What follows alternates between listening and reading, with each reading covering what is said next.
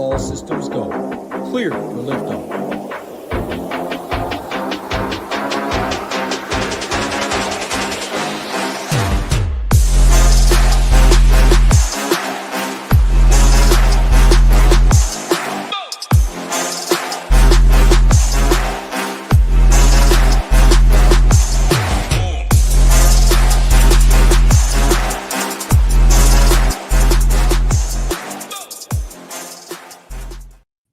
What's up, everyone? Tyler Tamboline here, aka ToeTagginTambo, back for another edition of the Sunday Main Slate Show here on the Ship It Nation YouTube station. Make sure to tap that thumbs up down below. Subscribe to the channel as we climb to almost 12,000 subscribers now here. Really appreciate everyone along for the ride as this football season continues on. Week 14, breaking down the 11-game main slate over on DraftKings. We'll bring some FanDuel thoughts to it as well. We'll go game by game, talk about our grand scheme overview, roster construction, some of the injury news overnight. And as usual, got my guys here with me, as always, Title and Hoop. And Hoop, I'll bring you in first, man. Another big week, and this slate's a fun one. They all are, but, some people get a little bit of fatigue as the season goes on. I love it when these slates come out like this. I personally love this slate.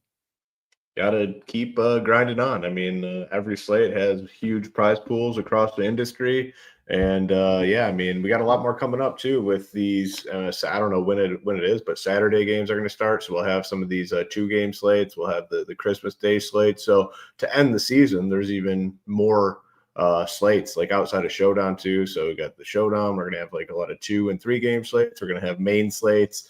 So it requires a lot of focus, going all the way through the season and then into the playoffs. So it seems like it's almost done, but really it's still almost just getting started when you factor in the playoffs and all that. So, looking forward to the slate, 11 games. Once you bring a guy Title, and I'll give the little overview that we've kind of been doing each week and get into it. Yeah, like you said, it seems like it's almost done, but it's really only just begun. Let's get it rolling here. We got Title, the backwards hat. The B means business, baby. Backwards. Let's go. What's happening, man? How you doing? Yeah, got to mix it up. NFL haven't really got a shipper, so maybe the backwards hat will change something up today. But I'm with you. I like this slate. Join you. Yeah, let's do it. Yeah, let's get some money today. Backwards hats. But yeah, I really like this slate, so I'm really excited to talk through it. Week 14. It's coming to an end, but playoffs is a long time, like Coop said. We still have all December, all January, and a great early February for the Super Bowl. So yeah, let's get into it. Lots of action going on. I'll let you run up the weather and some of the prop stuff, get all that ready as Hoop does. As usual, gives us the now we got the team grand scheme overview. We love it when Hoop just drops it on us. So Hoop, I will let you take it away, man. It's 11 games. There's some big boy games in the afternoon and some chalk pieces that are kind of heavily related towards that. But how do you see this thing shaking out as an overview?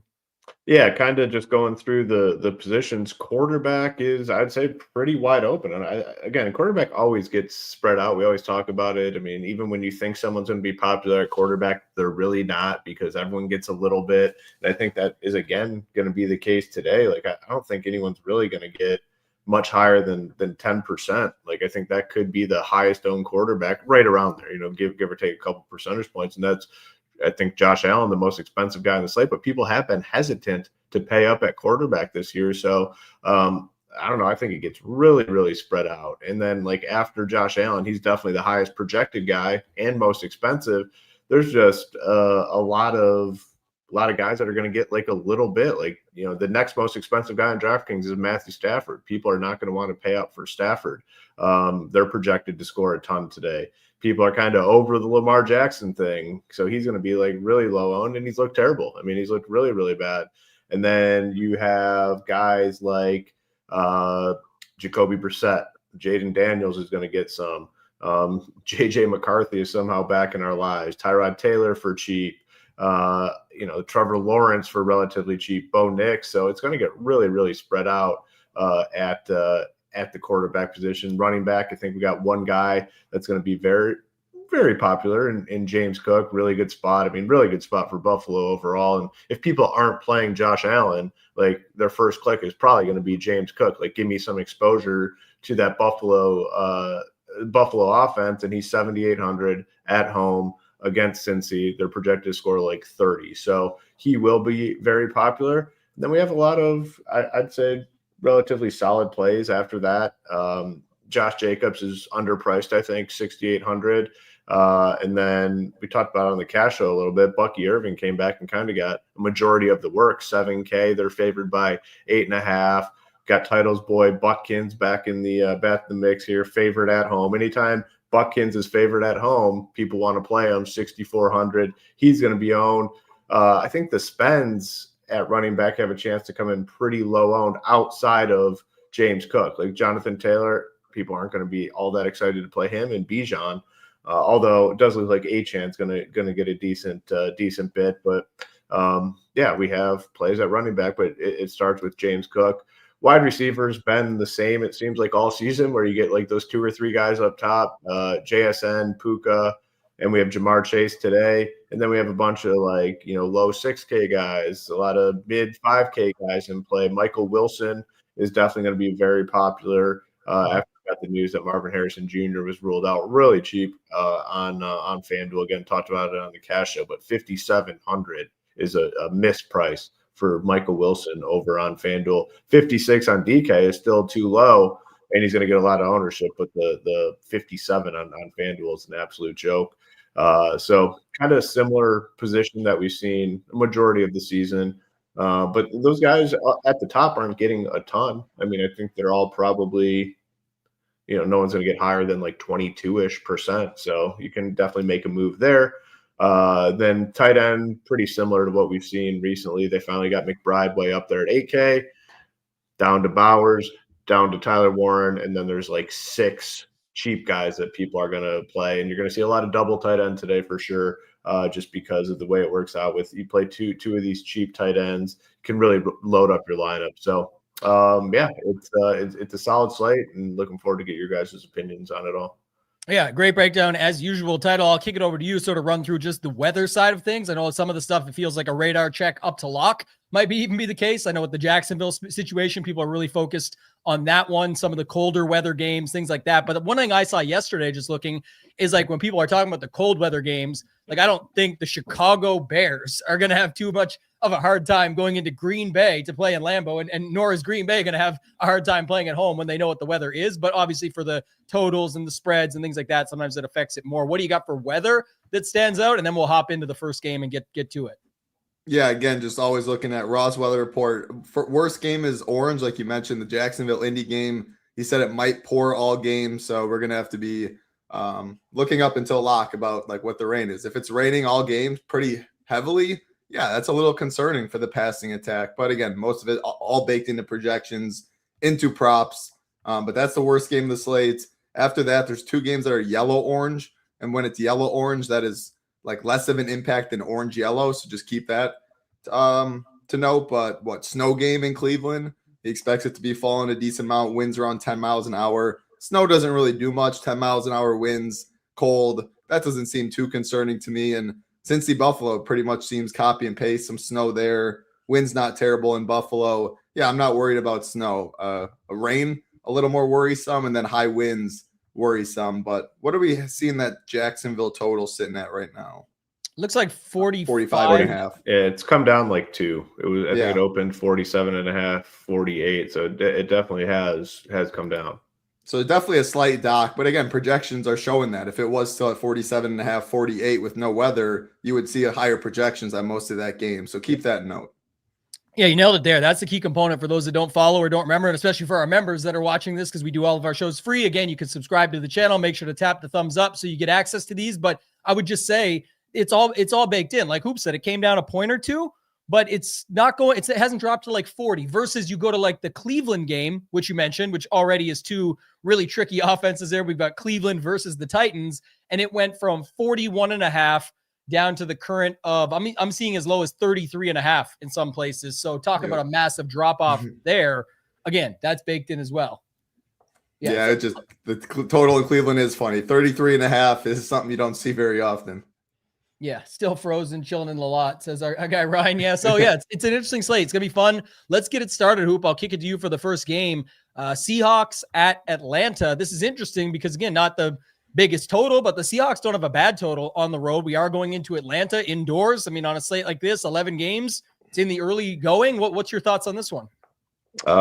I will say, just touch on that Cleveland game. It could be like 75 and sunny with no precipitation, and that total is probably sitting at 34, 35. So it opened higher because it's some of the weather, but it's too terrible. I think it opened higher, then got bet down immediately. I don't think it was a factor of the weather. I think it was a factor of these two shitty offenses. We'll talk about that game when we get there, because I think that you're right about that for sure. But there's a really expensive, popular defense in that game for sure. Yeah, so the Seahawks Atlanta game, I'll start with Atlanta just because I'm just not ever going to stack the Falcons for the rest of the season with Kirk Cousins at quarterback. So for me, it's just going to be individual pieces or secondary sort of stacks. Bijan is probably going to be less than 10% owned. It's a tough matchup against Seattle, but man, he's good at he's capable of beating good defenses. So I definitely want some in my 150.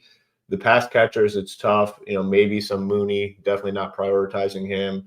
And then I think Kyle Pitts is fine. I believe it was, we talked about on the cash show, I think it was like 8 or 9 targets for Pitts. And, that's what you're going to get with a quarterback like Kirk Cousins throwing the ball. I mean, he doesn't have the arm strength to really get it down the field. It's going to be a lot of, short pattern stuff, a lot of check down sort of situations. So that's why it's Bijan and Pitts and pretty much it.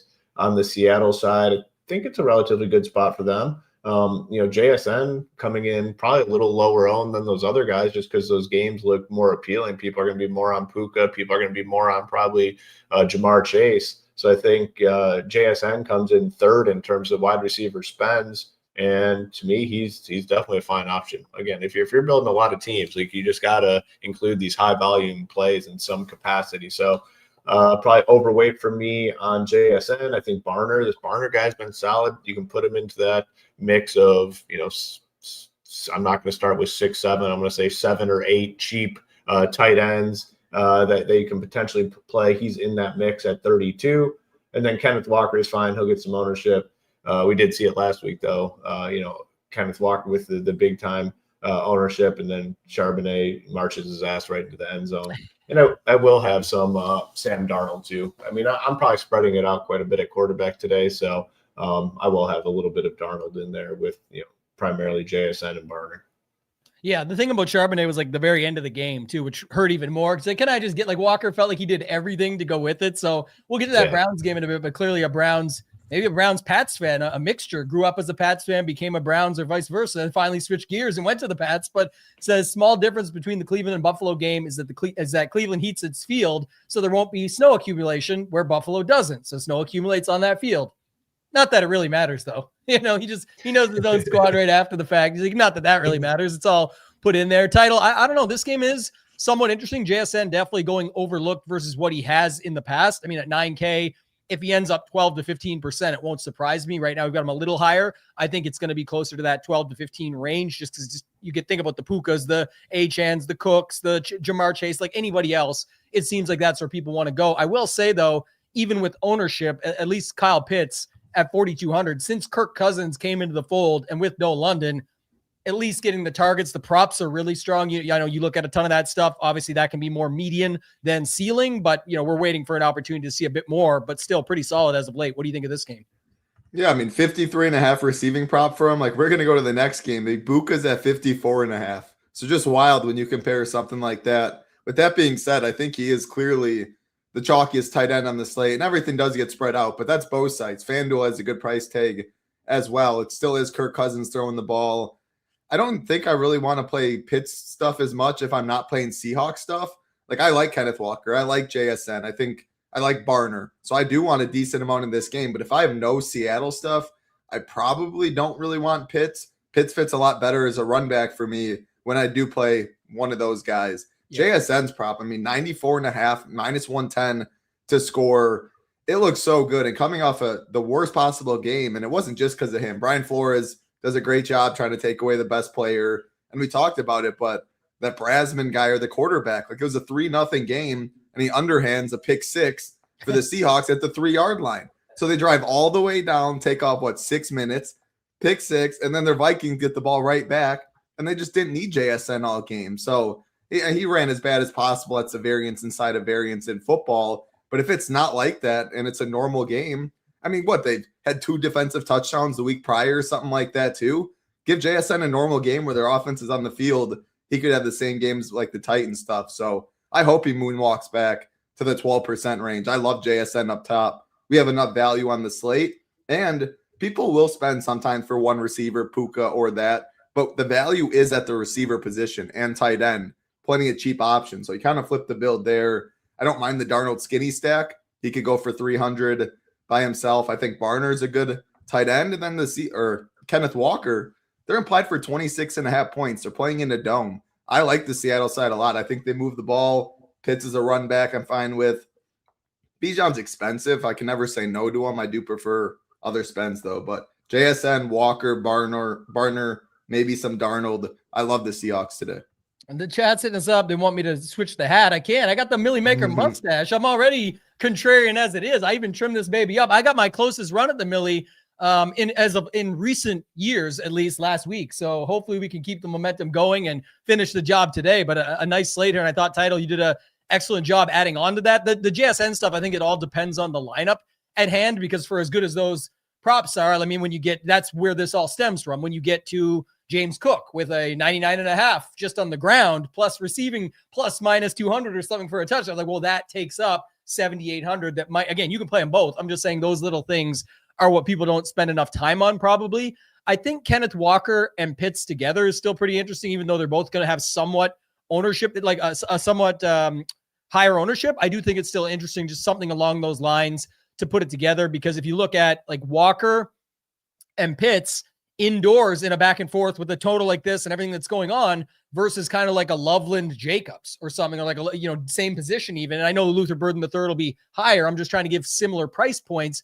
It's like that might not be how that shakes out. We'll talk about that later, but like little things like that I would look at within roster construction as a whole. I don't have too much else to add here. The other thing about the Max is a Brosmer, that guy just throwing the underhand was so brutal, but at the same time, it's like, I don't know if again, will Cousins be better than that? Yes. Undrafted free agent quarterback, but I don't know if the Seahawks will have a different game script beyond that, because they just keep getting these sort of matchups they can tee off on. And we've, all three of us, talked about here on this show plenty of times how Cousins is just an absolute statue. And then especially worse with no London. Back to it again, no London. So yeah, it'll be an interesting game to kick off the slate. I think it could have some implications for sure. Stay with you, Title here. Let's go to the AFC North battle. We'll go to the Steelers at the Ravens. Lamar Jackson. One thing I'll say off the top, ownership does not exist. D. Hember is in full effect. We're kicking this baby off. It is a great matchup. We just saw, speaking of James Cook, James Cook run over these Steelers. Why does nobody want Derrick Henry this week at $7,500, who's also happens to be a pivot, or play him together with James Cook, but he's right there, $300 less? I mean, it feels to me like he's lost a little bit of a step, but if you actually want to know the real answer, like why is he not playing? We play DFS. Who's in his range? 300 more is James Cook, 500 less is Bucky, 700 less is Josh Jacobs. If you want to go A-Chan for more and stuff like that, he's just in a range where it's really hard to click. But I mean, that's good for DFS. If you play top-heavy tournaments, exponential payout structures, when you win, how much? Yeah, he's a pivot in that range for sure. With that being said, I don't think I'll be the one clicking the name. I don't see myself really clicking any name in this game. I've been really disappointed in Lamar and the Ravens offense. I just got to see it first. But yeah, I mean, if you're early to it, no one is going to play it. But just a division game seems like it's always slower. I haven't liked what I've seen with the Ravens. Surely haven't seen what I've liked, or I surely haven't liked what I've seen with the Steelers offense either. If I play anyone, it's probably just DK Metcalf. The price stays really cheap. Rodgers loves them. I just don't like this game, though. 11 games on the slate, one of my least favorite.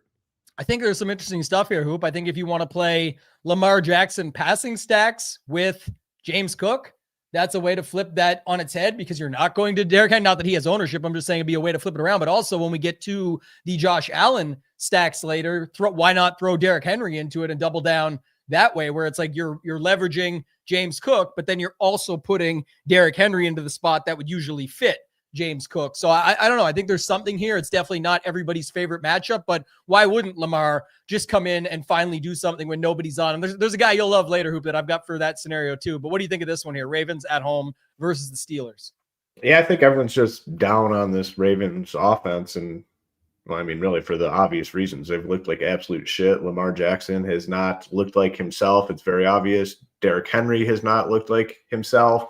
But they're coming in at like no ownership, like whatsoever. It's a pretty good matchup. It's at home. They've had extra time. I mean, this is their first game since Thanksgiving. So they're going to be ready to roll here. They're still in first place in the division. So this is really a very important game. I'm going to have some in my 150. I will admit, though, like if you're if you're building like a couple teams or 3 teams, it's very tough to click anybody in this offense. But for, full on MME, you're looking at maybe 5% Derrick Henry, 3% Lamar Jackson, 5% Zay Flowers, Andrews, likely.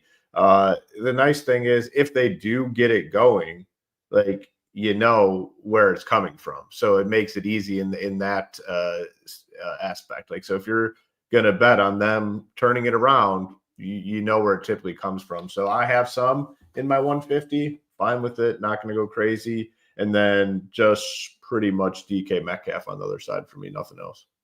Yeah, I do have a little bit. The chat brought it up. I definitely think Zay Flowers going completely overlooked at 8,100. I mean, at 6,100, this could be a spot where he has. I'll stay with 81. You could have 81 yards in the first half, and there you go. And you're like, oh man, I should have got some Zay Flowers. He's definitely going to be overlooked in that range, and he could just be played as a one-off. That's the thing when you have a stack that's not popular at all. You don't have to fully commit to everything because it's like Zay Flowers is a great one-off. But if he has a ceiling game. Actually, you don't know. Like he could have 7 for 110 and 1, and that doesn't mean that almost $7,000 Lamar got there. Just it's a great one-off option. And so I'd be fine with Zay on his own as well. All right, Hoop, I'm going to stay with you. We got to this Titans-Browns game. We made fun of it a little bit earlier. People are talking about Sanders going to make the Titans pay for not picking him. Like, yeah, I don't know about that, but is he? What's that one? Is not he picking him in what round? The third? Like, come on. Like, You can say that about every team in the NFL. Yeah, everyone denied his ass forever. Yes. And so that's cool. Yeah, I think that's a good point too. Judkins here. I don't know. Like you said, the total has come down quite a bit though, Hoop, but most certainly the Browns at 3,700. People make fun of it. Blickle and I talked about yesterday on Leverage Lane. Like the last week, everyone was mad and up in arms again about the Seahawks. It's like they were literally playing an undrafted free agent. Like if you get 30, that is variance. You're right. You don't expect 30, but it's a good spot, and that's why the ownership went there. I think we know why the ownership is here. Do you have other stuff within this game, or do you want to comment on any of that? Yeah, I mean, they're in a really good spot defensively. And Tyler, you talked about it a little bit too, kind of not prioritizing, but putting in a little more work, checking out your defenses to see what you have, because it can be a huge difference maker. And I mean, you can't get mad about the spots like last week. I mean, that was a phenomenal spot. The Seahawks facing a dude at quarterback that nobody has ever heard of before, and their defense is good. So, like, that's the stuff you can't get mad about. Like when the Rams are playing the Bengals or something, and the Bengals Titans are playing the Chargers, and they get 20. That's the stuff you can get pissed off about and say, fuck the defenses, let's get rid of the defenses. But when Seattle nukes Brosmer or whatever the fuck his name is, that shit you can't get mad about. But this could be one of those spots because the Titans are projected to score 14.5 and the Browns are projected to score 19. Both defenses in play here. So if one of these defenses go off, like, you definitely can't be mad about it because it's a really good spot for both of them. Throw in the weather element as well. I'll have a lot of both these defenses. I'll play some Titles boy Buckins at 6,400. You can pair him with the defense if you want. And then this Fannin guy at tight end has kind of been coming on at 37. I don't see myself really getting into any of the Titan stuff though. So that's about it here. All right. Well, this is the one then titled. This is insane to me. And again, I don't think anyone's playing it. We'll see if they are, but the best way to cut into the Browns D is by far to play Judkins. I don't care what anybody says. The matchup is good. Do you look at his props? 92.5 all purpose, minus 115 I see for a touchdown. And he's got a 21.5 rush attempts juice to the other side. Like yes, he's gonna rush it 25 times for about 95 yards, and then it's just a matter of does how many touchdowns. Yes. Does he get in? That's 100%. Don't say fall in the box. Remember? Can't say fall in the box. Does he cross the goal line? How about that? Yeah. Will he cross the plane today? We will find out, maybe twice, but definitely a good way to cut into it. And again, it's this to me title is a a primary example of kind of like even the Derrick Henry thing up above, where it's like you said, we play DFS and look at the price point that he falls in at. It's 6,400. Maybe that's a sign, falls in the box at, but look at the price point that he falls in at is 6,400. There's just so many other options in that range that I think people would land on first. So we'll see, but I've definitely got some combo packs of Judkins with the Browns D. What else are you thinking, if anything, within this game?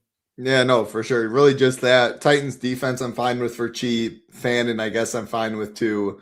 My question is to you guys, well, I will say, but we're joking with Shadur. I mean, I think he's better than Gabriel, and I think he's better than Deshaun Watson, whatever in the world the Browns are thinking of potentially naming him the starter next year.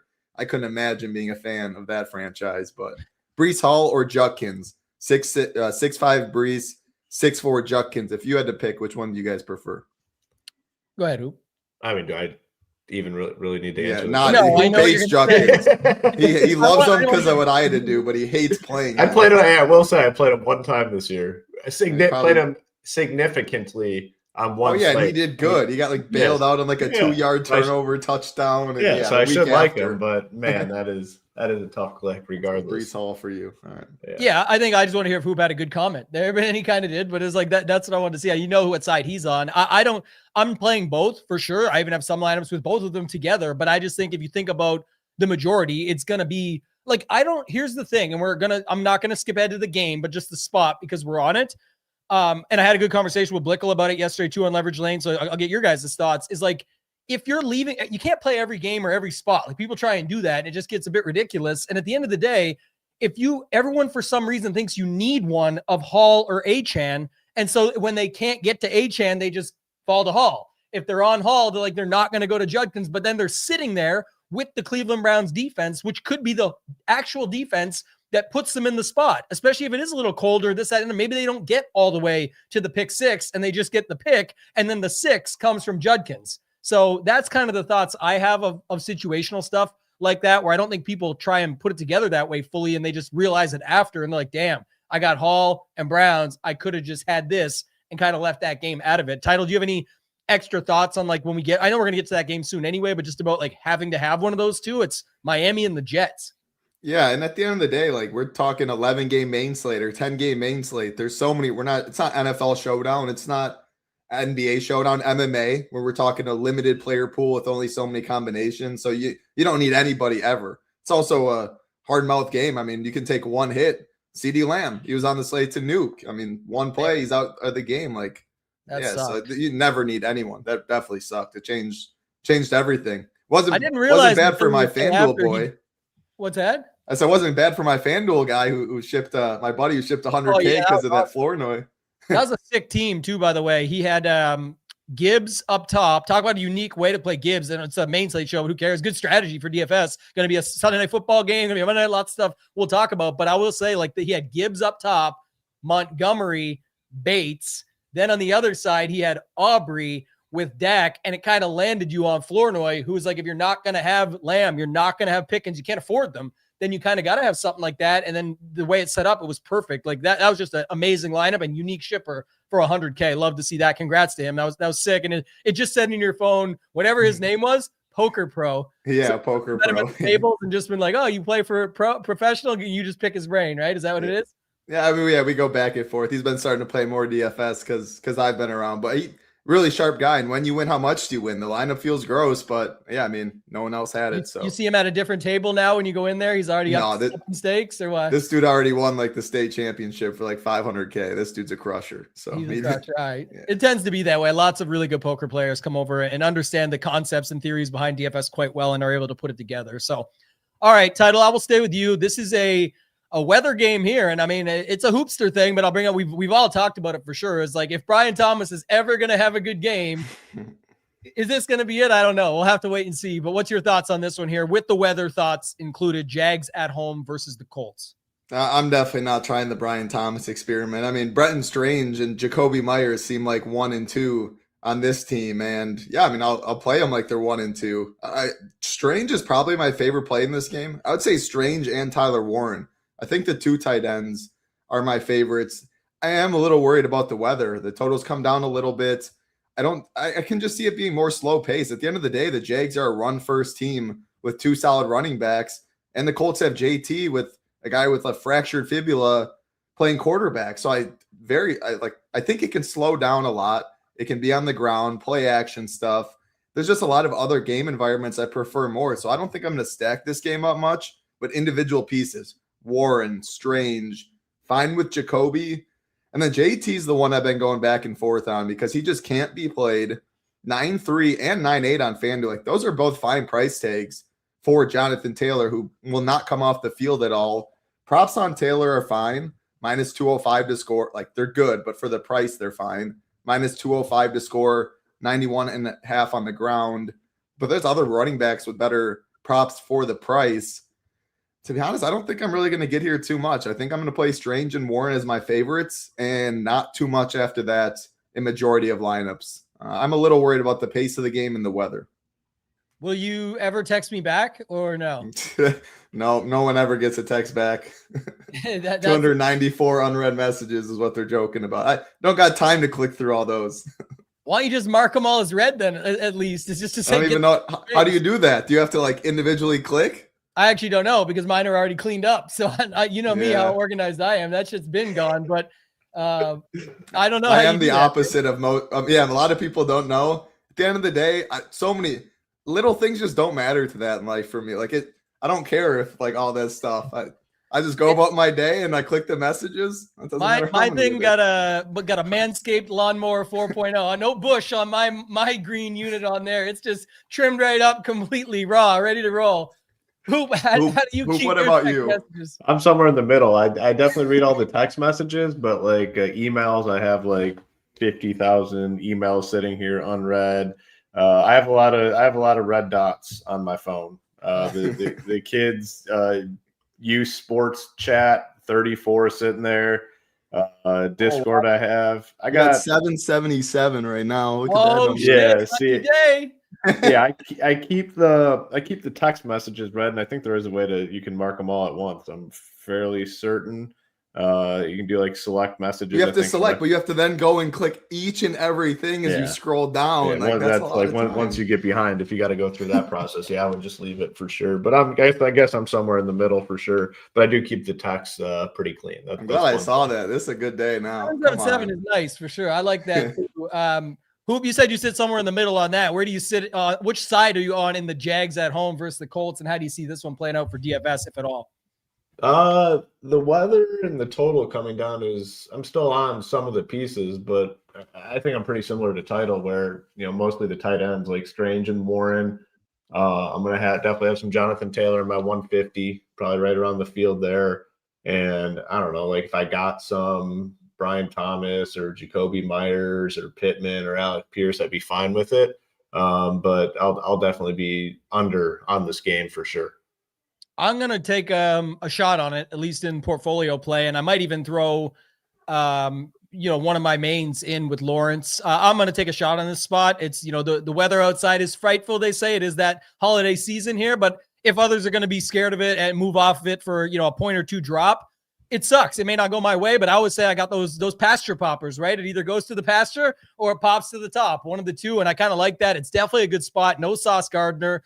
I think, that helps at least some, whether you believe in him or not as a player. I know it's been, polarizing subject for many, but you got Lawrence, Myers, Thomas, Strange. And on the other side, I actually don't mind Pittman, Pierce, and Warren. So however you want to mix them up, I'm not saying to play them all together, but whatever your stuff shakes out like, prices are all very similar across the board and on both sites. So I think that's kind of interesting as well. Like on DraftKings, Strange, much cheaper than over on FanDuel, but in general, the rest of the guys sort of fit the same way. It's just the type of matchup you get, both sides, still a pretty big total versus the slate at hand, and then the ability to see a back and forth. If it does get going, it would speed it up. And Brian Thomas Jr. has disappointed all season, so why wouldn't he continue? But what if he doesn't? That's what I'm looking at on this slate, and it goes together just like butter. Just go build the lineup yourself. You'll find it. It's easy, but this is the type of setup I like, so I'll take a risk on that one. I'm going to do it later too on another game, but we'll move on. Let's go to the Vikings at home versus the Commanders. And Hoop, I'm going to stay with you on this one. Jaden Daniels, JJ McCarthy. I know Title said the other day he still wouldn't even be on his guy Jefferson regardless, but let's talk to you, Hoop, about this one first. We got Vikings at home versus the Commanders. Yeah, it's a tough one. Relatively low total. I mean, JJ McCarthy is, at this point, to use Title's term, has to be like the definition of cheeks. It's really bad. And they said he's going to be more cautious with his decision making or something today. What in the fuck does that mean? Like, honestly, as an NFL quarterback, like, what in the world does that mean? Yeah, I mean, probably nothing really for me on the Minnesota side. Jefferson is 6.9K, and maybe if I get some, fine, but I'm not prioritizing it. I do have some interest though in the Washington stuff. With Jaden Daniels coming back, Terry McLaurin at $5,200. Like, I'm interested there. Debo at 5.5. And the nice thing about playing Debo is you get that added bonus that he might pick up some carries along the way. So I think he's a fine option. Then you got Zach Ertz at tight end, who's been solid. I mean, he's defeating Father Time and continues to produce at a relatively older age for NFL standards. So I'm good with some Jaden Daniels, McLaurin, Debo, Ertz. I think you can play him with two. I don't think he's going to run as much today. You don't have to play him with two, but you can. Or just a single stack as well. So I will have some Jaden Daniels stuff, but man, I just can't get excited about the Vikings. I'm not trying to figure out these running backs on the Washington side specifically. Man, on the other side, Aaron Jones is there. He kind of pops a little bit for me, but it's more of how you would put them together. Like on FanDuel, the Vikings I mean, they're cheap on both sides, but I'm saying I would pair that up some. I think if I'm stacking this game, it's with Jaden Daniels, McLaurin, Ertz, and then probably going to have to just take a shot on Jefferson, Jones, that type of thing, just to see how that shakes out. But not going to be going crazy with that. If anything, it would be like a 5%er. Like if you're playing 5K or 500, whatever the number is you play, $25 or $250, like chuck it on and just see like if this thing goes, I got it. If it doesn't, I didn't have it. But Title, what's your thoughts on this Commanders at Vikings spot? I guess if JJ McCarthy was ever going to show up with Justin Jefferson, this should be it. But it feels like we could say that for weeks on end. Yeah, but you're right. Like if there was ever a spot that he could do anything, it feels like it has to be today. And to make things even better, if you are trying to take that approach, Commanders are the chalk defense. Not chalk, like defense gets spread out, but I expect them to be the highest owned on DraftKings. So that eats into that a little bit. Man, I still don't really know. I will keep it in large field stuff, 4,700. I can just play him with Jefferson for 6,900. But again, I'm playing a lot of teams. I do not recommend it. It is by no means one of my favorite stacks. JJ McCarthy just stinks. The Jaden Daniels stuff's interesting because 6K is a great price tag. Terry McLaurin coming off the big game, only 5,200, clearly underpriced. But I am worried that it gets a little steam in the sense of if people just click Jaden, they're going to go right to Terry. Like most teams you can say, all right, you play Lawrence, Strange will get some, Jacoby will get some. Like the stack at least goes multiple ways. This feels like everyone goes Jaden, everyone's going Terry. And if that's like 10% or 11%, it feels a little high against a Vikings defense that's pretty good. It feels like Jaden needs to get a touchdown on the ground or at least run for a good amount. 36.5 on the ground prop, solid. Plus 245, solid. I think I want to play other stacks where there's more options and it gets more spread out. So honestly, I don't like this game much at all. I think Aaron Jones is my favorite, but that's more of just a pricing thing at 5,300. He can catch passes out of the backfield. He's the biggest favorite to score in this game, plus 145. But it's really, there's just no one below him viable. Like Kenneth Walker, 300 more, Harvey, 400 more. Really good plays, but if you do need the savings, I just don't really see much in that range. So I think he's my favorite. I promise we'll get to some games I actually like. Yeah. Nobody's playing this either. Like, won't be popular at all. Nobody's even playing Debo at all. Like, even in this game, it'll be stacked similarly when people are on it for sure, but it's actually going to be Daniels, McLaurin, Ertz well before Debo. People are just going to go after the recent McLaurin game for good reason. The guy was targeted like crazy. He showed up, by the way, everything he did down the stretch in that game too. Like I don't know if they give bonus points for that when the next game comes around. We always say it doesn't mean anything, but you got to think like if you come through in the clutch when you're required to, that usually gets some sort of like, hey, let's try it again. It works. Why do you think people are complaining every week about the guy we'll get to later? Oh man, this sucks. They keep throwing touchdowns to Devontae Adams. Yes, he keeps catching them and they score points when that happens. They're very thrilled about that outcome. And so some coaches do know what they're doing out there, at least for the time being. We'll see how it ends up today. But yeah, I don't have too much else to add on this game. I guess the last thing I'll say, Title, is I made fun of Aaron Jones with our boy Hamwich. And then I went and checked the props and I was like, oh, maybe it's actually not that bad for the price. I think on FanDuel with like the touchdown scoring and stuff like that, a little better, but I got no problem too with the Commanders D, like everyone said, but I also have no problem with the Vikings D on the other side. So I think this game is interesting from that standpoint. If you're not going to be on anything, to try and pick off one of those defenses. Hoop, I'll go to you, man. Jets at home versus the Dolphins. We had a little bit of a conversation on this on the show here earlier, just about like the Achane versus the Breece Hall. I don't know if it's true or not. It just feels like, because of James Cook being $1,000 cheaper than Achane, and then because of Breece Hall being down at 6,500, much cheaper than Achane, well, it does still show 20-ish%. It probably is close to right anyway. I'm just saying it does feel like at least he keeps locked in at that number, because anytime people get there, it's like, but I can go here instead. I can just get this other side of the game. What's your thoughts on this position? Yeah, I think it has a chance to be a little lower than that 20% number. I think that's a good point. The price is up. I mean, we're paying a little bit more than we did last week for him. There's other guys in that range. Now he's in that big boy tier with, Jonathan Taylor, Bijan, who are still names. I mean, people might not love clicking them this week, but there's competition where he's at. So I think it is in check a little bit, and I do like him. And there's pieces in this game. I mean, for being a 40, a lot of times you look at a 41, 42 total, and you're like, I don't want anything here. I think this has a chance to do something. Tyrod Taylor, definitely an upgrade to the Jets offense overall. I mean, there's no doubt about it. He's hitting these pass catchers, and I know I shit on Adonai Mitchell last week, but it was more related to the name situation and not the play situation, but he keeps throwing it to him, and if he's going to do that, I'm interested.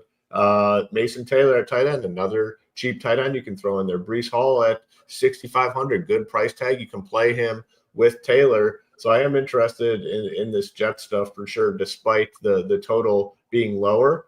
And then on the Miami side, you got Achane, like we talked about. Jalen Waddle, I think, is a good play. And then Darren Waller at 3,800, I think, is fine. Just curious, like the title is usually good with this stuff, like the playing time, the snaps, and all that sort of thing. Because it was only 3 targets. He had 2 for 47 first game back. Like, you have to imagine this upticks a little bit going into this week. So 3,800 Waller, I'm interested there as well. You can throw it in the mix. So there's, 7 pieces that I'm interested in. Not a ton in Tua, but I got running backs on both sides, wide receivers on both sides, tight ends who should have their ownership held in check on both sides, and a cheap quarterback in Taylor that I'm interested in. So again, despite it being like a low total, I do have interest here.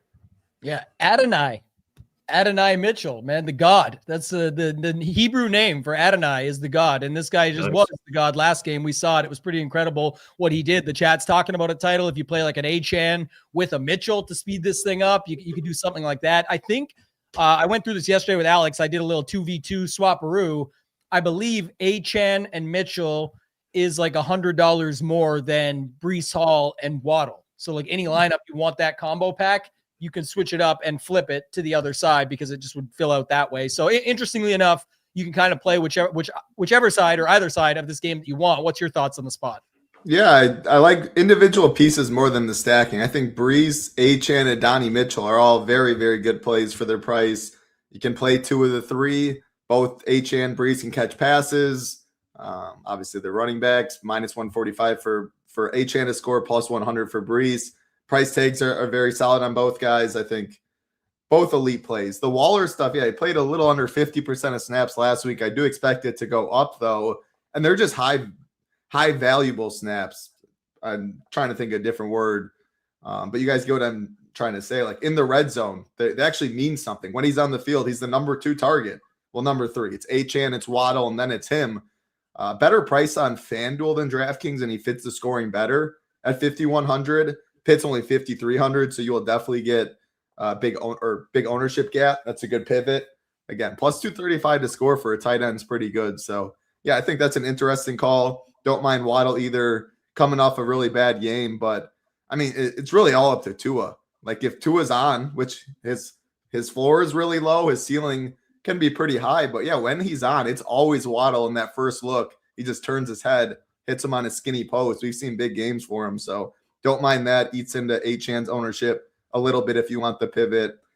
I know some people are going to go back to Tyrod. I don't hate it at 4,900, but I think I prefer some other cheaper quarterbacks that we'll still get to. So Brees, Adonai Mitchell, Achane, maybe a little Waller is how I'm playing it. Yeah, if you are going to the Taylor side, one thing I've considered, because it went way up. It's like, I know it's people say way up. It went up like $2,500 from last week for that little triple pack there with Taylor, Mechie, and Mitchell. You might have to mix in Mason Taylor and go Taylor squared plus those two receivers to then get a Waddle or most likely Achane, which would be really nice. I think if you're going to go that route, and then just hope the game does pop off. But that Mason Taylor piece, well, it's not like he's phenomenal on paper. He would cut into it a little bit, but maybe you go to Waller, like Hoop said on the other side. You got Hall and Waller together, a baller, maybe put those two guys together. But I don't know, like it's an interesting spot, but I think there is one thing that if you don't land on this game, because there's 11 games, you could play one of the defenses. Jets are really cheap. Maybe just land on them because who cares? Or you just skip over this game. Like if I have some, I definitely have lineups, and I know you can't play everything, but if you have lineups that don't have someone from this game, I think you're fine. It just, some people assume I need to have pieces from this because of Mitchell's week last week, because of how good Achane is, how good Hall looks on paper, etc. I honestly think there's a spot where it might just slow down and then you don't need it. Obviously, I'll have other lineups that if you need it, you got to have it. And so that's kind of how I would look at this spot. Hoop, I'll go back to you actually, sorry, and stick to this one with you. It's the Buccaneers at home versus the Saints. Olave was ruled in yesterday. As far as the Bucs side, real quick, just for those who don't follow all the news throughout the week, like McMillan and Evans were opened up on their 21-day window, but they're not playing this week for the Bucs. Mike Evans said he'd like to be back as early as Thursday, but right now they're still rolling with the Egbuka, Godwin, Ottens, Bucky Irving looking really good last week. What are you doing here with this one? Yeah, I mean, with all these guys coming back, might be the last chance to kind of get a consolidated offense or a little bit more consolidated. We saw Bucky come back and immediately picked up with right around 20 touches. That's good to see. Ibuka has a cheap price tag, 6,300, and then so does Baker at 58. And there's a lot of question marks at like the quarterback position today, and there's not a lot of super appealing guys. Like, man, I definitely want some Baker at 58 in a good matchup. They're at home, projected to score, 25, which is relatively high on this slate. So I love Baker. I like Bucky, Egbuka. You can play some Cade Otton. Then on the other side, I mean, I think there are plays. Like you can play Chris Olave. I think he's fine. This Vele, how do you pronounce it? I don't know. As soon as I mispronounce it. Yeah, you got it. Vele, yeah. Vele, all right. Vele. I know someone will break it down like syllable by syllable in the chat in a minute to get it straight. But I think, 8 or 9 targets last week, 3,700. He looked good. Juwan Johnson. So I really like the Tampa Bay side. I'm fine with these run backs on the Saints side. I think it's a really good spot for the Bucs offense, and a very interesting game if you're still live in survivor pools, because this spot is going to be extremely, extremely popular today.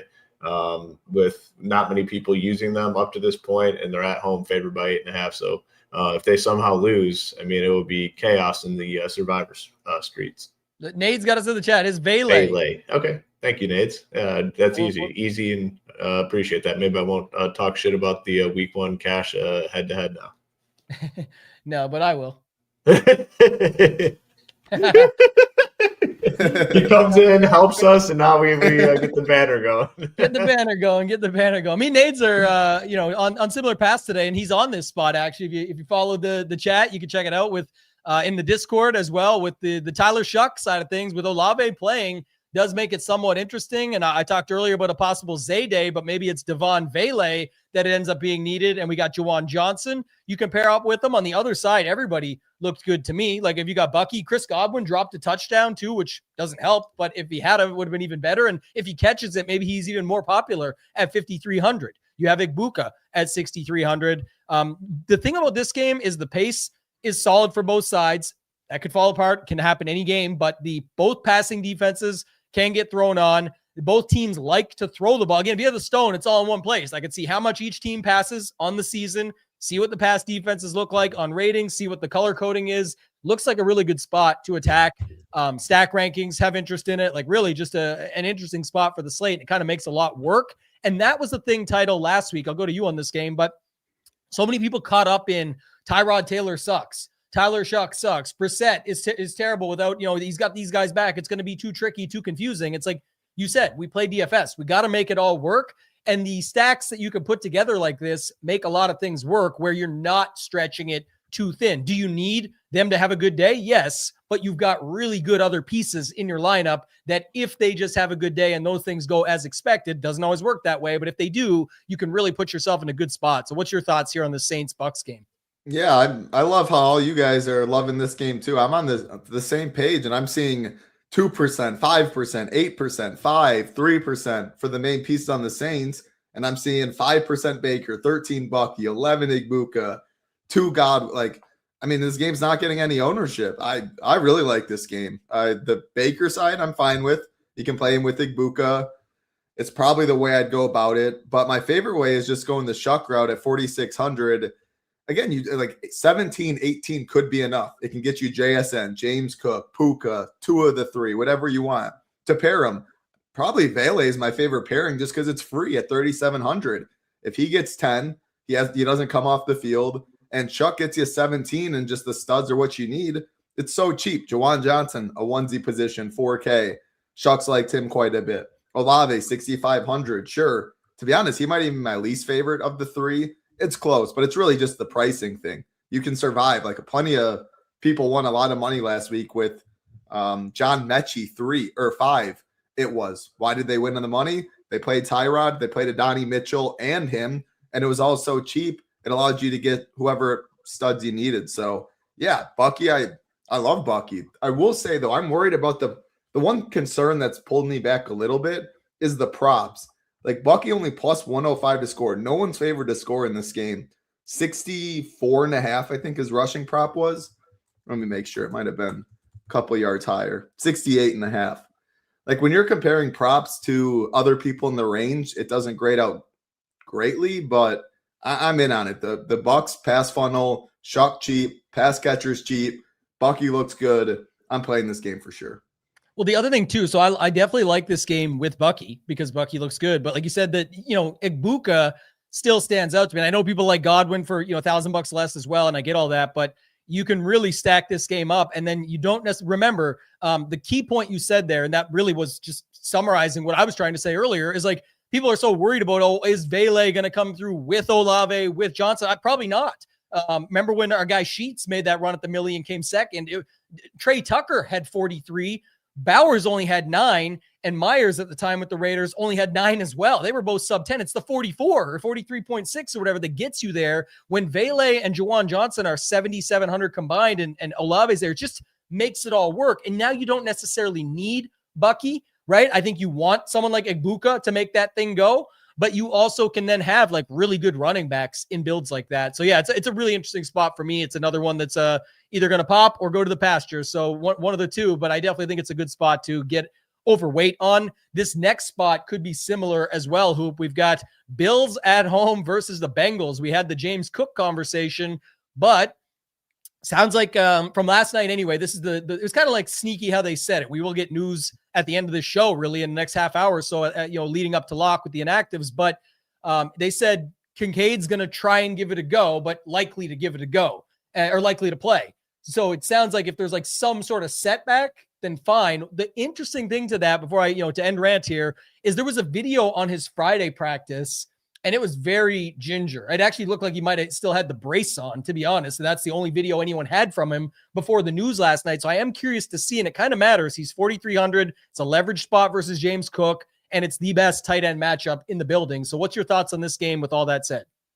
Yeah, we got to get that information. Definitely sounds a little bit dicey. The wording around it does not sound clear. And, good thing it's a 1 p.m. Eastern game. So we're going to have whether or not he's going to play. It doesn't necessarily mean he's healthy.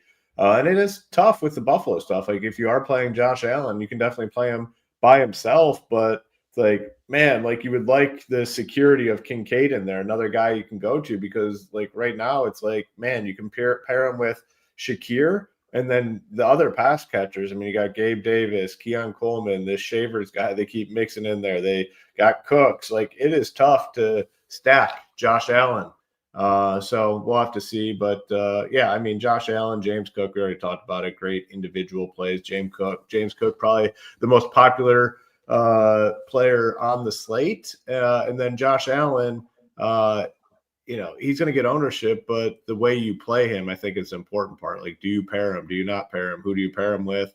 If Kincaid's out, most people that do go Josh Allen +1, it's going to be Josh Allen with Shakir, just because there's so many other options, and he's the one that's on the field. I do think the Bengals side is in play here with, Higgins back in the mix. You got Burrow, Chase. Like, this Bills defense is not great. Like, you can be productive against them, and Joe Burrow's going to have his full complement of weapons today. So I am interested in that side as well. The biggest total on the slate by quite a bit, 50, what are they, like around 54?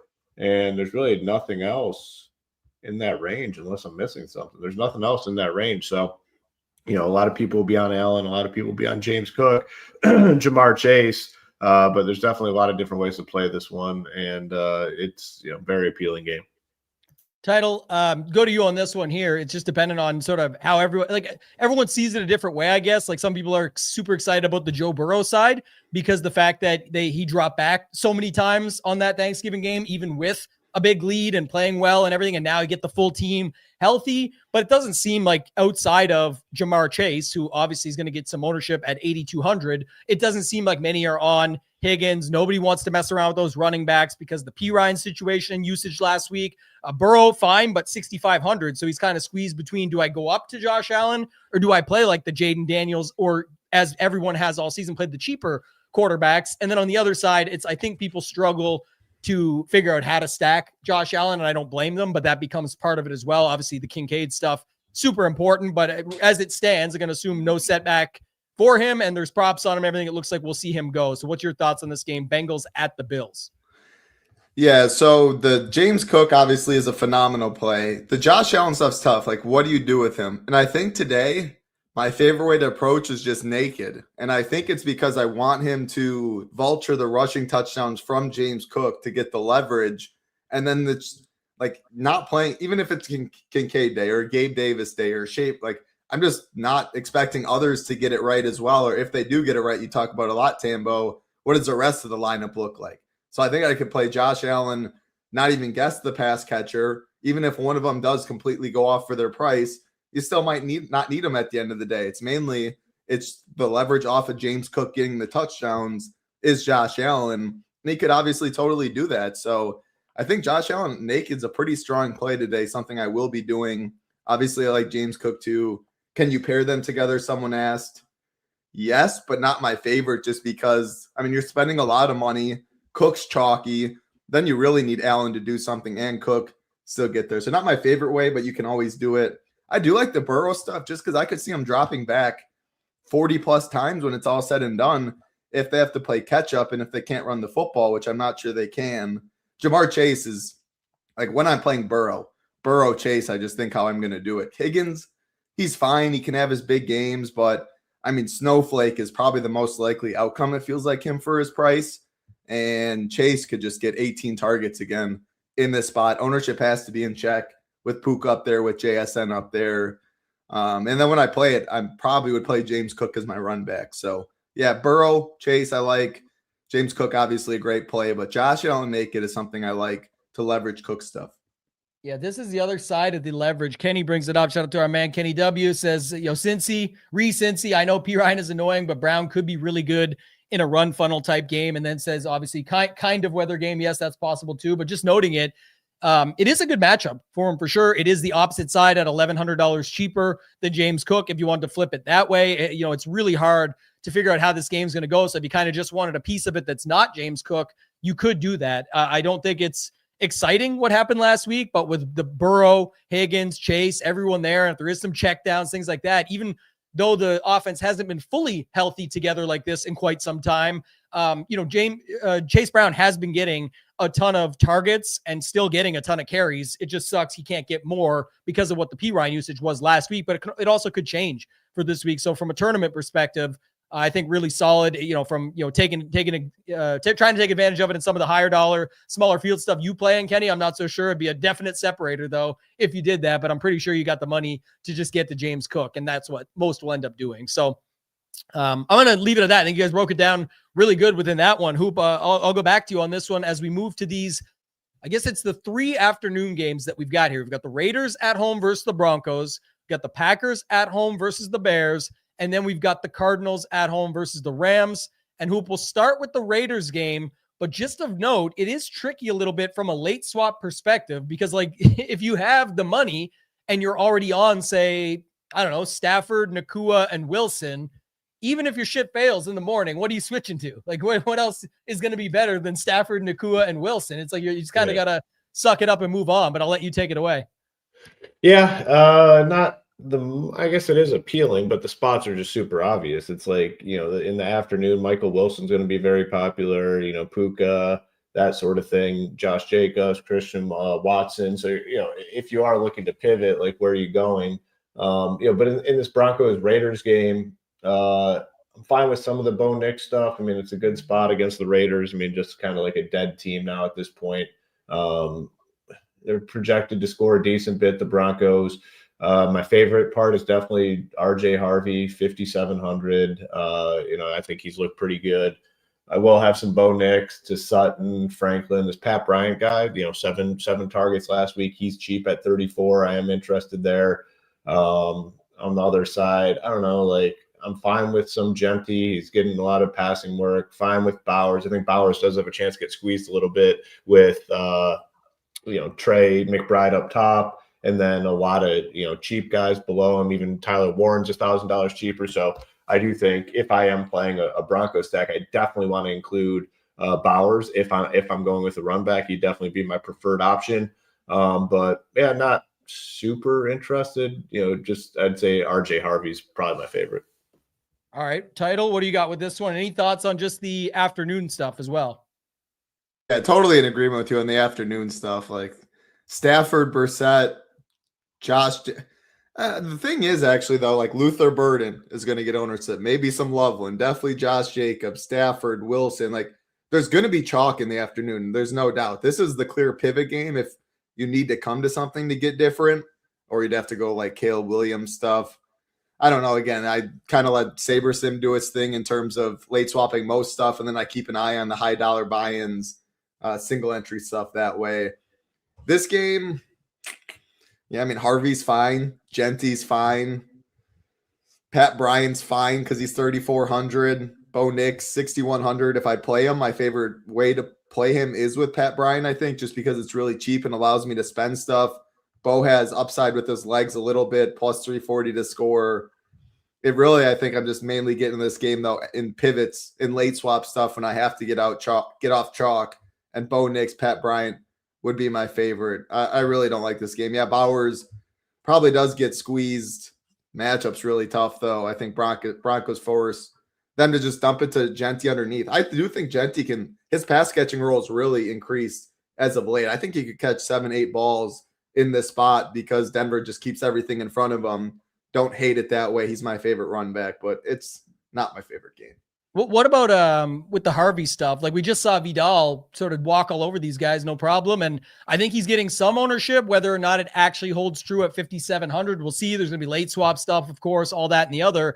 But there is a lot of guys within this range that I could see people going to, or at least holding him in check. And it was just last week you could play Vidal and Bowers together. That was on my big lineup, and it was closer call than it could have been with the Bowers stuff because he only got 4 catches and 2 of them were for touchdowns. But I guess the Harvey side of things, I looked at his props too. Not that bad, really. Yeah, they're fine. I mean, he's the minus 115 to score is fine. He's 14.5 rushing attempts prop with a good amount of juice on the under. The good thing about him, though, is he can catch passes out of the backfield. The problem is Jaleel McLaughlin worked in a lot more than I expected / wanted. But Harvey's goal line role, plus his pass catching ability, plus just the matchup and them being big favorites. Yeah, that's why he's getting ownership. Like, the spot really couldn't be better. What do you prefer, him or Kenneth Walker right in the same range? I think that's another interesting 1v1. Yeah, it's definitely interesting. I've got lineups with them both. I know that have to fit some of these bigger stacks, but it's like either, getting to Bowers to the point of what Stat just brought up there. Tight ends have had some pretty big games against them. That's possible. But also I like the Walker Pitts setup from earlier as well. Just to, one feels more median-ish, one feels more ceiling-ish, but costs a little bit more is to get to the Harvey Brock Bowers stuff, because you got to go up from that Pitts price tag. But I mean, like I said, when you got a guy like Brock Bowers, I mean, just got to come to your senses. They did last game because he had that one touchdown that got called back, and then they gave it to him again just a few plays later. But you got to just throw that guy the ball, man. He's very capable. He can catch anything. He's huge. Just let him get the ball and run with it. There should be no reason that he's not treated like a McBride or something along those lines. I know it's Geno thrown to him, but Geno and Brissett, like garbage time guys, like it kind of fits perfectly for the same setup. Like just throw Brock Bowers the ball. So definitely think it's interesting from that standpoint. I got a little bit more Harvey, and then over on FanDuel, when you need a little bit more price value, it's I think he picks up some steam over there because it makes sense. Nothing else on this one, though. I'll stay with you, Title. Go to your Packers. Packers at home versus the Bears. What are you thinking about this spot? I think the Packers are going to try and run the football 40 times in the cold weather and just pound the Bears on the ground. And I think the Bears probably try and do the same to the Packers. I mean, Monangai and Swift have been awesome for him on the ground without Rome Odunze. Luther Burden, like this game, in terms of you look at the total, you look at the weather, all that, this game has a lot more ownership than most would think. But again, it's an injury, salary-based game with injuries. No Rome Odunze leaves 3,800 Luther Burden really cheap, and Colson Loveland 3,200 way too cheap. The only two Bears I will be playing, I know someone mentions Zacchaeus for 3K. It's just there's way better props. Like you can spend a couple hundred more to figure something out, or I'd rather play like double tight end and find 200 to go to Loveland. Packers stuff, Jacob 6,800. I always I don't know. He's going to be heavily owned. The prop's fine. The touchdown prop is good, but I just don't know how much he gets 30 plus in this spot, which is a little worrisome. They are still putting in Emmanuel Wilson a bit, Brooks, Watson. Christian Watson's been really good. I think the guys in that range right there, Bucky Irving, I feel like has more upside. There's obviously the James Cook, Breece Hall, Judkins for cheaper. I don't know. I think I prefer all of them at ownership compared to Jacobs. So I honestly don't love that spot as much. I wanted to try and Love and Watson to cut into Jacobs chalk and leverage it that way. I'm just worried the Packers don't drop back enough for Jordan Love to fully get there in this spot. So mainly individual pieces, skinny stacks, Burden Watson or Burden Loveland. And then on the run back, it'd be Jacobs, Watson, probably just that. But I like Burden Loveland, my favorite two in this game, I think, at ownership. Yeah, we'll go there in a second. I mean, people talk about Komet here. You need this. I mean, this is the take. It's how it works on an 11-game slate pretty much. If you got this, he could be valuable. But if you got that, you should just play him with Caleb Williams, get Luther Burden in there for whatever, just because he can catch some passes, and then use Jacobs on the other side. That would be a complete unique way to play it. But the only way Cole Kmet becomes really valuable is probably with 2 touchdowns on this slate with this many tight ends and all the spots that we talked about and the way lineups connect as a whole, just everything, the way the game works. It's just you kind of would need that. And if you get that, you'd want to have it paired together on that stuff. Hoop, I'll go to you. We had a little bit of a pre-show chat about this, and I talked about pulling it off with the love. I still love, and I love Loveland. I think this is a good spot for this game. I know that not everybody is as comfortable with that, but I do think there's something to be said. They still have a really good spot to throw. And with Jaden Reed coming back, I assume his snaps are going to be limited, just the way I would think about it. It's more interesting to me if Golden is active this afternoon, because that really muddies it up even further. I don't really care too much right now about the Musgraves, the Emmanuel Wilsons. Those guys get you, they get you. They're possible. It's just they don't scare me as much as the building around the other. But Jordan Love, you could pair him up with just 2 of the 3 for now and see how it goes if you wanted. But what's your thoughts on this game? Yeah, I definitely liked it a lot more before the news that Jaden Reed was going to play, because it's already a pretty dicey situation, and then you throw in another pass catcher, it complicates things even more. So I will say I think this is a really good spot for the Packers. The Bears coming off that big win against the Eagles, I think the Packers take care of business today and win this game pretty easily, and I think they could score a lot of points. So I guess I definitely like Josh Jacobs here quite a bit. The price is good. You can fit him in any sort of build.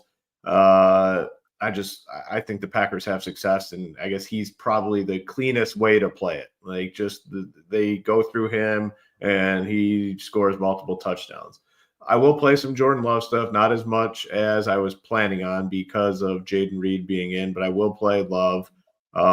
You just have really good run backs on the other side, like Burden, Loveland. I'm not opposed to Zacchaeus at 3K flat. I mean, Rome Odunze has been huge for them. He's out. Like, multiple guys are going to have to step up. Everyone is assuming it's Burden, and yes, Burden's I think is a great play on the slate. They're already working him in prior to Rome being out. Now he's going to be very involved, so I think he's a fine play. Like I said, I am fine with Zacchaeus at 3K, sneaking in there as well. But I guess with Jaden Reed being in, I don't think he has a significant role today, but it's enough to get me off even more of the Love stuff. I am going to play Jordan Love today, but it's going to be less than it was prior to Jaden Reed being ruled in. So I'm going to kind of, just bow down and just play a lot of Josh Jacobs today, I think. And so those teams where I was stacking Love, now that I'm kind of getting off of that, it's just going to be more Josh Jacobs for me. Yeah. So the thing about this spot is, and I've made fun of Mahomes' situation for years, and it's not that the Jordan Love stuff is that much different when you talk about how many guys and the roulette of it all. But the fact of the matter is it's quite different to me because like Jaden Reed coming back, I just still see limited snaps. The guy's phenomenal out there, but he's back. He's ready 2 weeks or whatever they gave him. I think he's fine, but I don't see them just going away from Dontavian Wicks off of a career game. The guy looked incredible out there and looks like he should be out there a lot more anyway as it is. So at 3,900, when he's just $100 more than Luther Burden, or you can play them both together, that's a really unique way. Like if you run out Love, Watson, Wicks with Loveland, where you're swapping, you're using the tight end from the other side in Loveland instead of Burden, but you're using Wicks at $100 more instead of Burden as well. I love stuff like that. And I think that's a great way to put it together. The other thing I have concern with here just a little bit is, again, I'm not as concerned. I'm not playing this. Jacobs is a great spot here, but Jacobs did leave the Thanksgiving game for a little while. Like he was banged up there, and there was actually thoughts he wasn't coming back. Remember, it was they brought in Emmanuel Wilson, like, oh shit, here he comes to jam the tutty. And so we'll see how that goes. But then afterwards, they brought Jacobs back in. So it was like, all right, maybe he's good. And he clearly is. But there was an interview just this week where he didn't sound like 100% fully fresh. He just said like, that's the game we play. He's going to be out there. He's going to be fine. I'm just saying, I don't see why they wouldn't just continue to throw. And with Watson, Dobbs, Wicks, and then you've got Reed back into the fold. We'll see what happens with Golden. I think there's still a big opportunity here. This is a good matchup for the Packers. They have a big boy team total. It's great leverage from a DFS perspective. So if others aren't going to take the shot, I am more inclined to take the shot because the best way to pay it off is in DFS, 100K, 1 million, whatever the number is up top. There's no better opportunity than this. And back to the point I keep making, but I'll say it one more time, is the Mahomes factor. I think this is a little bit different. Those are healthy offenses where two running backs catch the ball and all this other shit that goes on. This is a guy coming back that I don't think would necessarily get the spot. So I'm still treating it like Love, Watson, Dobbs, Wicks, and whatever falls in from there. I think Reed's great, but again, if he breaks the slate or something, then that's awesome. I'm going to be building it up with Love, Watson, Wicks more often than not, and then using Loveland on the other side and just take my shot that way.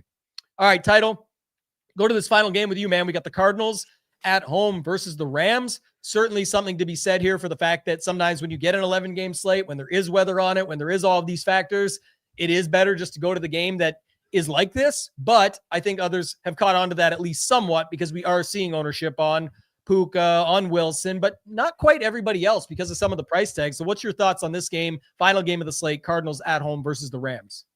Yeah, definitely a good game in the dome. The Rams, I think, can move can move the ball at will, and I think Brissett might have to drop back another 45 times. And any quarterback that does that, there's obviously a lot of opportunity for points. The nice thing about this game too is, even though it's getting ownership, I guess a lot of the Ram stuff is like, I like Stafford. I can play him in a lot of different ways, though. I can play him skinny stacks with Puka or Devontae. And while I thought Puka was the right play with him most of the year, like I truly don't even know. Maybe I prefer Devontae now in the 1K savings just because it is all Devontae when it gets to the red zone. It's wild. I think they're going for the record. Stafford is an MVP candidate. It's unstoppable. So I definitely like that quite a bit. I also like throwing Parkinson into Stafford's to make them doubles. I don't like the Devontae, Puka, Stafford as much because it's so expensive. You just need a lot. Parkinson 3,100, pretty low own onesie position. He's been the tight end one, and they love their like he just comes across in the flat or the drag routes. He's open a lot, bootlegs. So yeah, I think Parkinson's a strong tight end play. Kyren Williams is interesting because he eats into all the ownership for Puka, Devontae, anything being played there. The problem is with Blake Corum involved, with Devontae's usage in the goal line, like you really need to get he needs 2 touchdowns. It feels like his touchdown prop on this slate, definitely, yeah, minus 110. Devontae's minus 155. That is so rare and just shows how this offense has been playing. So he's just a leverage game theory play. I don't even know if I can get there. Cardinal stuff, Michael Wilson's the best play, the chalkiest play, both, I think, in my opinion, on the slate. He's just the targets have been insane anytime. There's been no Marvin Harrison. And then Trey McBride. There's no Greg Dortch, too. That's something to note. Then Trey McBride. If you're going to spend at tight end, you got to go way, way up for him. But he can be an outlier on this slate. He gets you 30, and the other tight end gets 12 plus or something like that. You might need him. So Brissett doubles, singles, and I think Stafford doubles or singles are in play. If I had to pick one game, this would be the game I would target. Yeah, Hope, how are you thinking about this one? I think there's a few good, to run through there. Title just had a bunch of them. What's your extra takes on this? The chat is talking about some of these three. We got the opera guy, Andre Bocelli, over there for 3K. Senior. We got a lot of opportunity here. He gets the touchdown and does the opera celebration. Just hits the notes. Maybe we'll see. But what's your thoughts on this game, Hoop? It's funny. That's funny you said that because I was at an event last night and the guy sitting next to me said he was going to that dude's concert tonight. maybe that's a sign. He's in downtown Detroit, I think, tonight. So that's funny. I like a lot of what Title said. I agree with. The one thing that definitely stands out to me in this game is nothing at running back really is appealing to me. Like I get the Kyren Williams stuff, but it's so hard because they are really using Corum quite a bit. It's probably smart, just to preserve these guys for the playoffs. But Corum, the last 5 games, 13, 8, 7, 7 touches. He's getting full drives, and they're not even considering bringing in Kyren Williams. Like it would be one thing if Blake Corum came in and then they get inside the 20 and they bring in Kyren. Like no, like they're rolling with Corum, and Kyren Williams is 6,600 and he's getting 12, 13 carries. Like that's not enough to me. So I do want to focus in on the passing attack here. The Stafford stuff I think is clearly in play. Probably with 2 guys, but I agree with Title. I don't necessarily want Stafford with Puka and Devontae Adams. Adams continues to come in low owned. I think he's definitely a guy to look at in this game if you're trying to do it a little different.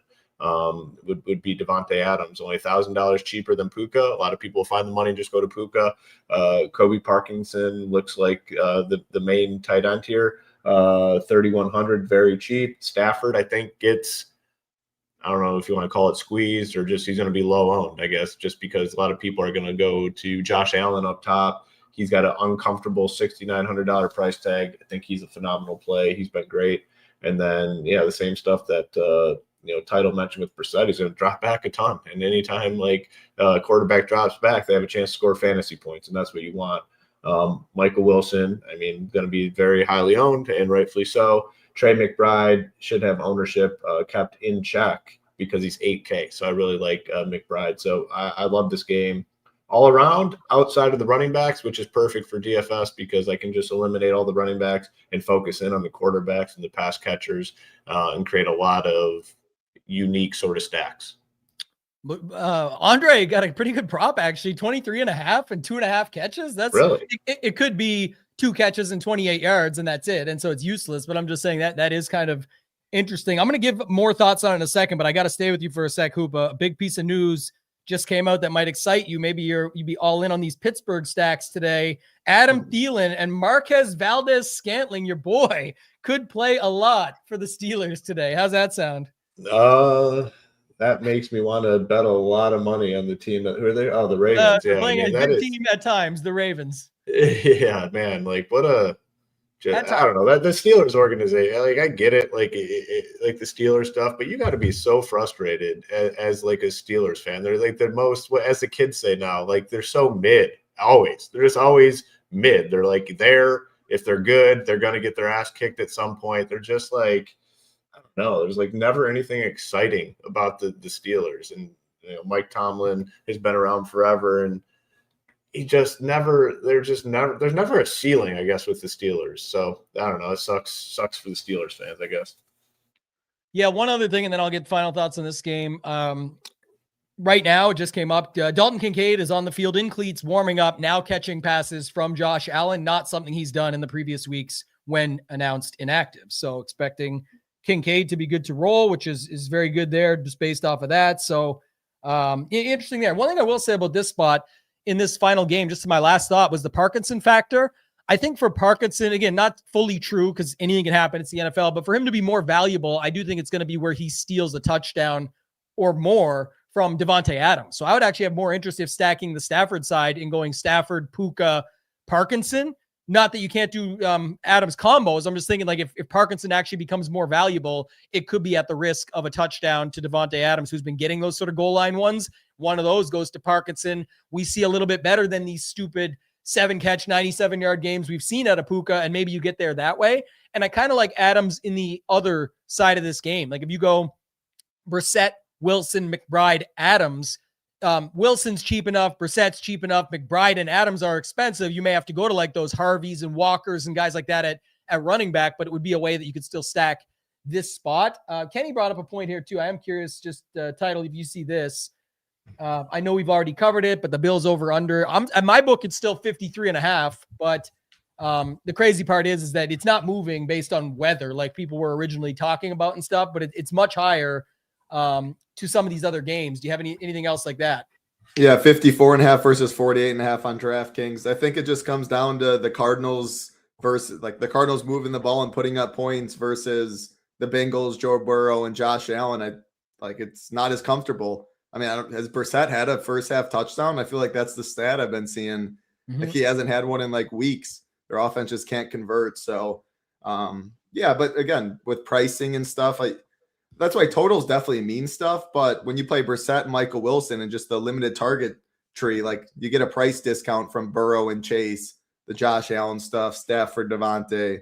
So they don't need to score as many points that way. But yeah, that's interesting. The one thing is like it's the last, like, okay, it's the set. There's two end games to end the slate. And it's the Bears and the Packers, which again, I'm hoping Love throws it a little bit more to our previous comments. But if those two teams just run the shit out of the ball and just kill the clock, it's going to be another Jacoby Brissett garbage time to win the slate at the very end when everyone's counting down or hoping he's not scoring points. And we're just going to see them pile up to round out this slate because the other game will be over, I'm guessing. So in that example, at least. So yeah, it's going to be a fun slate. I think that's an interesting spot for sure.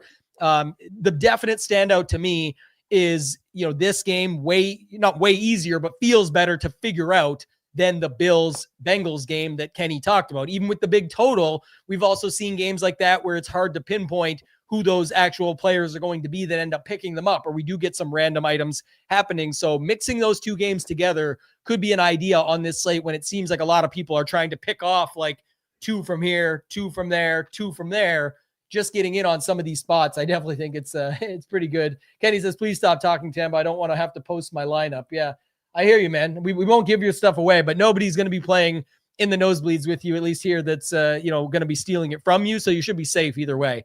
But we appreciate you. Title, anything else you want to talk about? Any final thoughts on this slate that you've got? No, it doesn't seem like we're really waiting on much injury stuff either, which is nice.